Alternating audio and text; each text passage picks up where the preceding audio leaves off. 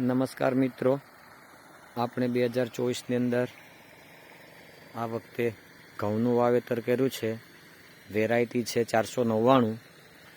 24 નવેમ્બરે વાવણી કરેલી હતી અને ત્યારબાદ એક મહિના દિવસના જે ઘઉં થયા છે તેમાં એક વખત યુરિયા સાથે ઝીંક સલ્ફેટનો છંટકાવ કરેલો. તેનું ખૂબ સારું રિઝલ્ટ જોવા મળે છે. ઘઉં પણ ખૂબ સારા છે.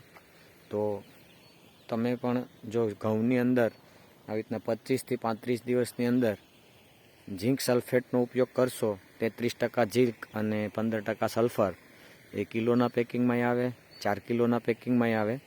તમને જે સારી કંપની લાગે તેનું નાખી અને ટ્રાય કરજો. ખૂબ સારું રિઝલ્ટ છે.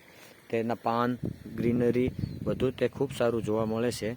તો ખેડૂત ભાઈઓ જેણે ઘઉંનું વાવેતર કર્યું હોય તે અડધા વીઘામાં તે ઝીંક સલ્ફેટનો ઉપયોગ કરીને ટ્રાય કરજો. ખૂબ સારું પરિણામ તેમાં જોવા મળશે.